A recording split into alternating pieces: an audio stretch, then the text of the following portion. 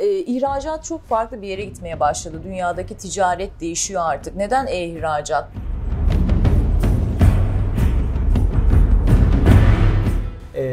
Bir konu fizikselde oluyorsa mutlaka online'da da olur.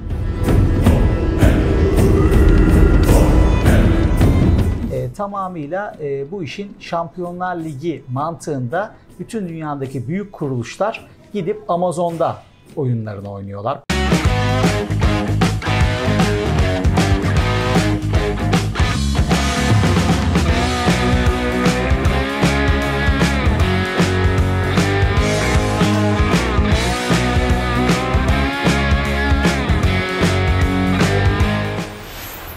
Merhaba arkadaşlar, nasılsınız? Beni soracak olursanız her zaman söylediğim gibi bomba gibiyim. Arkadaşlar, ihracat dünyada büyük önem kazanmaya başladı. Bunun üzerine ben de pandemi süreci malum, insanlar ihracat yapmaya çalışıyorlar. Türkiye Başkanı Mert Tancıyer'le sohbet etmek istedim ihracat üzerine. Genç yaşta büyük işlere imza atmış Mert'i fazla bekletmek istemiyorum ve onun yanına gidiyorum. Görüşürüz. Evet arkadaşlar, bu yanımda görmüş olduğunuz yakışıklı Mert Tanciyer. Biraz önce size bahsetmiştim kendisinden. Kendisi ihracat Türkiye Başkanı. Mert'ciğim nasılsın, iyi misin? Teşekkür ederim Nilgüncüğüm, sen nasılsın? Ben de iyiyim, teşekkür ederim. İhracat çok farklı bir yere gitmeye başladı. Dünyadaki ticaret değişiyor artık. Neden ihracat? Bize biraz bahsedersen sevinirim. Neden ihracat? Aslında biz ihracat bizim 10 yıldır yaptığımız iş. Ama maalesef pandemiyle beraber Amerika'daki Amerika'daki e-ticaret rakamları fiziksele oranla %60 fiziksel, hatta %65 fiziksel, %35 online iken şu anda Amerika'da %65 online, yani Amazon, eBay gibi platformlar %35'i fiziksel oldu. Tabii bu %65'in de yarısı net olarak Amazon.com'dan gerçekleşen alışverişler. Değil mi? Tabii aynen öyle ve artık Türkiye'deki firmalar veya dünya çapındaki firmalar, ki Çinliler bunu 20 yıldır yapıyor. Aynen. Tamamıyla bu işin Şampiyonlar Ligi mantığında bütün dünyadaki büyük kuruluşlar gidip Amazon'da oyunlarını oynuyorlar parakende olarak. Veya Amazon'un diğer Avrupa'daki, Asya'daki, Japonya'daki web sitelerinde oynuyorlar. Veyahut da eğer ki büyük bir toptancıysa günün sonunda Amazon'dakiler de kendi ürününü satsın diye Alibaba.com'da pozisyon alıyorlar.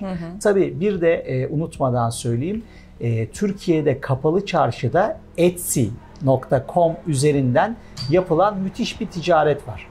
Kapalı çarşıda birazcık makas daraldığı için artık tamamıyla herkes Etsy.com'da satış yapmaya başladı. Etsy çok enteresan bir platform. Türkiye'de çok bilinmiyor diye anlatıyorum. Sen iyi biliyorsun konuyu.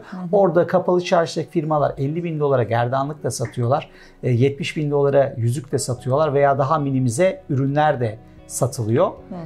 Bu anlamda bu global platformlarda olmak çok çok önemli. Çok zor değil ama doğru gidilmeli. Her firma yapabilir mi Mert? Her firma yapabilir ama önemli olan onun öncesinde doğru bir analiz istatistik raporu olması lazım elinde.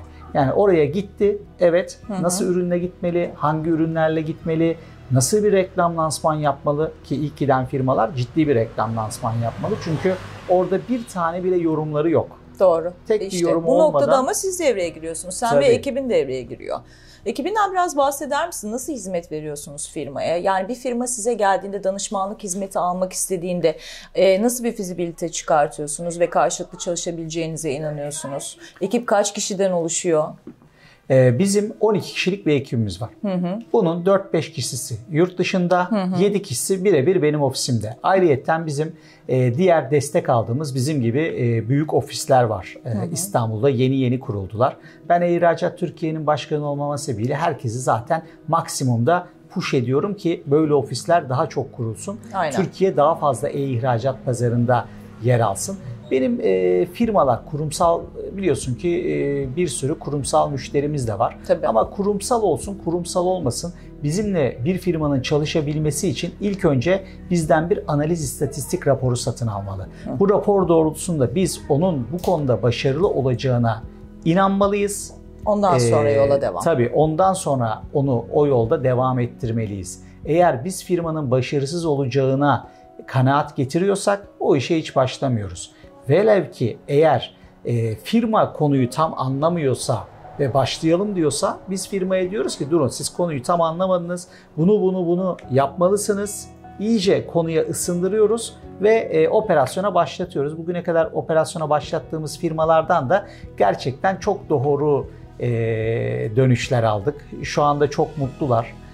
Operasyon Amazon'da veya Alibaba'da başladıktan sonra 6. 7. 8. ayda artık firma net karlar yapmaya da başlıyor. İşinde çok başarılısın Mert. Ben de seni tebrik ederim. Teşekkür ederim. Şunu ama ben merak ediyorum. Amazon'da ya da Alibaba'da zaten ihracat yapıyor bir firma. Ve güzel de cirolar yapıyor. Buna rağmen senden danışmanlık hizmeti alıyor. Sen nasıl ekstra bir hizmet sunuyorsun ki sen de devam ediyor? Ya şöyle bize mesela gelen firmalar son zamanlarda hep Amazon'da var olmuş 10 bin, 20 bin, 30 bin dolar cirosu olan firmalar. Ama bu firmalar bakıyorlar ki rakipleri 300, 400, 500 bin dolar aylık cirolar yapıyor.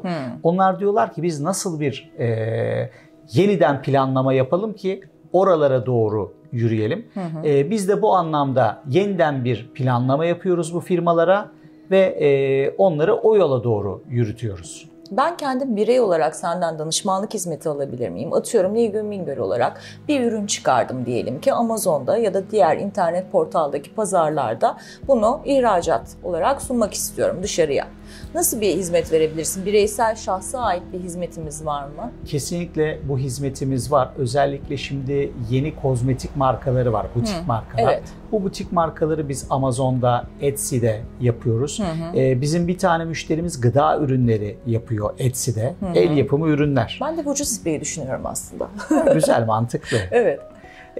Bu tip ürünleri biz Etsy'de, Amazon'da yaptırıyoruz firmalara. Tabii kurumsal firmayla daha KOBİ firmaları ayırt ediyoruz. Gene KOBİ firmaya da rapor yapıyoruz. Yani kesinlikle hani bir şeyin analizini yapmadan, matematiğini yapmadan kesinlikle ikinci adımımızı atmıyoruz. O konuda da eğer konu bizim için doğruysa, iki tarafta kazanıyorsa zaten yol almaya hızlıca başlıyoruz. Peki Mert, bir soru daha sormak istiyorum sana. Sanal fuarlar çok revaçta. Firmalar artık yurt dışına çıkamadıkları için hep sanal fuar üzerinden siparişlerini geçiyorlar. Devlet de bunu destekliyor. Nasıl bir yol haritası izlemeleri gerekiyor sanal fuarlarla ilgili? Aslında sanal fuarlar benim hem Çin ziyaretlerimde hem Amerika ziyaretlerimde, tabii Avrupa'da da bunlar var, 10 yıldır yüzleştiğim bir şey. Aslında dünya sanal fuarı 10 yıldır bizzat yapıyor. Özellikle ben Çin tarafına değinmek istiyorum. Çin'de bunu nasıl yapıyorlar? Bir firmanın sanal fuar yapması için aslında bir data biriktirmesi lazım. Bu datayı da biriktirmesi için bu Alibaba.com'da veya farklı toptan online sitelerde 1-2 yıldır pozisyon alıyor durumda olması lazım. Ve bu birikmiş datasını, örnek veriyorum, Almanya'ya mı gidiyor? Almanya'da Alibaba.com üzerinden, kendi web sitesi üzerinden yoğun reklam verip oradaki dönüşleri alıp daha sonra o dönüşlerle beraber o dönüşleri süzgeçliyor. O dönüşlerle beraber de Almanya'ya gidiyor. Bir otel odası veya bir toplantı odası. Bu toplantı odasında da tam hedef müşterileriyle 5 gün boyunca 5'er müşteriyle görüşüyor. 25 müşteriden de günün sonunda 5 tane müşterisine fatura kesiyor. İhracatını yapıyor. Aslında sanal fuar tam anlatabildim umarım. Bu şekilde oluyor. Bir firmanın mutlaka ve mutlaka datasının olması lazım. Anladım. Bu datayı da Alibaba.com ve diğer toptan online B2B sitelerden zamanla biriktirir ve daha sonrasında da bu zor zamanlarda da bunu ticarete dönüştürür. Aslında Çin'de dediğim gibi bunu çok çok uzun yıllardır yapıyorlar. Evet, anladım canım. Peki son olarak ben hep bunu kimle röportaj yapsam soruyorum. Firmalara herhangi bir önerim var mı? İhracat üzerinde bir yerden bir yere gelmek istiyorlarsa ya da kendi çaplarında bir döngüleri varsa ne önerirsin? Bir konu fizikselde oluyorsa mutlaka online'da da olur. Ben biraz kendi sektörüme özgü bunu cevaplayayım.